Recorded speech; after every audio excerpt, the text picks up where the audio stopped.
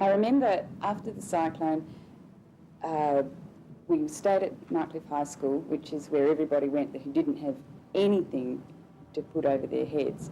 And of course it meant there was a huge influx of people all into this small area, and nobody knew where anybody else was. What they decided to do was register everybody that came to these meeting points, but they didn't have anybody to do it. All the adults were so busy trying to get their lives back together or just survive that they ended up asking people like me, 10 years old, I could read and I could write, and that was the only qualification I needed.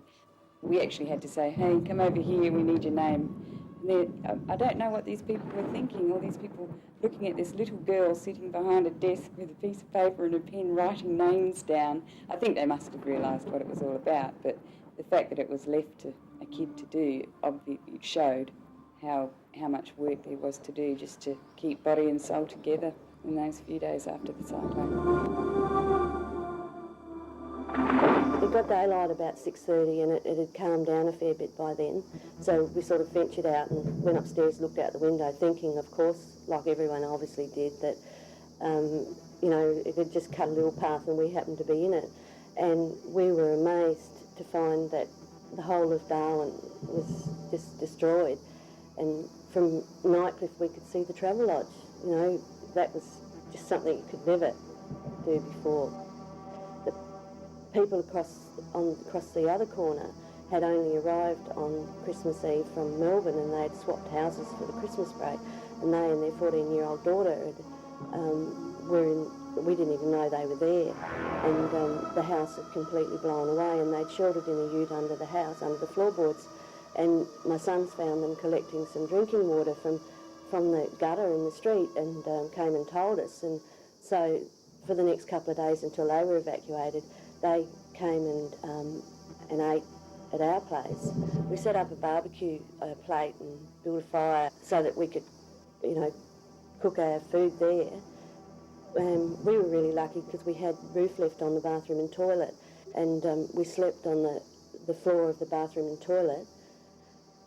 My husband slept with a loaded shotgun next to him because there were a lot of looters around.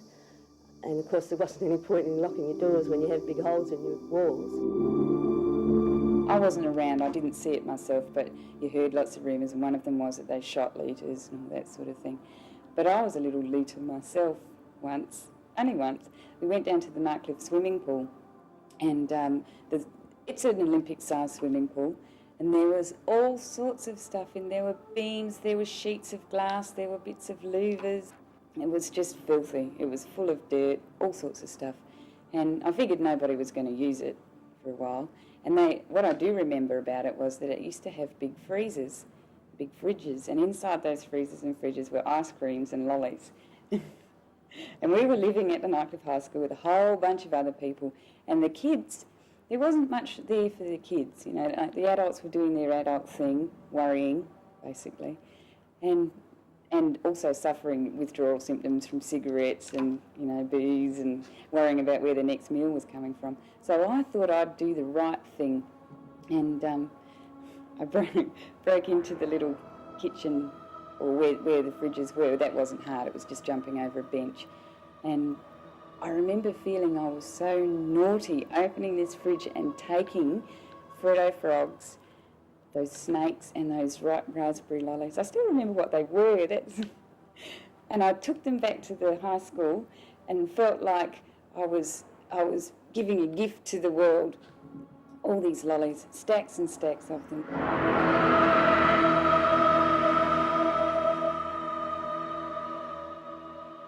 But while I was also at the swimming pool, I remember seeing a man come in with his dog.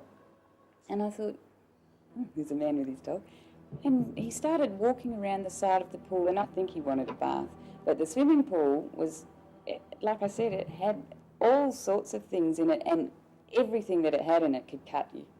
And I didn't really think it was a good idea. But he had this dog with him, and he just picked the dog up and threw it in. And I remember being outraged that this poor dog had to be thrown into the pool just to see if there was a safe bit in it for him. And I remember thinking, what a cruel, horrible man. And by this stage, people were saying things like indomitable spirit was one of the phrases I remember. And I actually remember there was a man who'd been flown up from South. He'd had to sacrifice his own Christmas to come and help us out. And he burst into tears when he heard a group of us singing Christmas carols. He couldn't believe that these people who'd just lost their homes and lost family members in some cases could just sit around singing Christmas carols. And he burst into tears and thought, what a marvellous bunch of people. And I'd just seen that, go to the pool and see this guy throw his dog in. And I think that's when you start to realise that there are two sides to human nature. And that was one of my introductions to it. I was really outraged. We ended up living at a friend's place. They'd evacuated their kids and then they left a few days after their kids, so we ended up staying at their place, and it was, about 3 walls and a piece of tarpaulin, but it was something to shelter under. There was a fair bit of rain around after the cyclone, so that was your primary concern, to try and stay dry and not so miserable. Yeah, we were evacuated 3 or 4 days after the cyclone. Totally unpleasant experience in that we didn't want to go. Our parents stayed. We were packed off down to our relatives in Melbourne. They were very good to us, but we really didn't want to be there. We had a little box of puppy, which we were trying to evacuate with our baggage and things like that, and all the baggage had to stay behind. What meagre baggage we had, there was just no room. So we had to put the puppy in a little overnight bag and zipped it up. They wouldn't allow animals on board the aircraft. We got on board, and just before we were taking off, one of the hosties discovered that we'd had this dog on board. So she confiscated it and took it up onto the flight deck. So we were relieved that, when we got to the other end, it was given back to us and there was no problem there. There were quite a few people who were hanging on to their animals because they knew if they let their animals stray, they would be destroyed. And there were people walking around with rifles for that purpose. I mean, there were a lot of abandoned cats and dogs. They were concerned. I mean, there was enough health risks looming without having, feral dogs having a go at people. We returned to Darwin about a month later. We were happy to be home, even though, most of our friends were still interstate. But we were back to, it was the wet season and it was raining, and, we were back where you lived. And that was very important. I think in hindsight, a lot more people, if the same thing happened to Darwin again, would not send their children away. They would hang on to them. They would keep them here. But, things were pretty tough. Running water was pretty scarce. You had to line up for running water and things like that. So you can understand the mood at the time.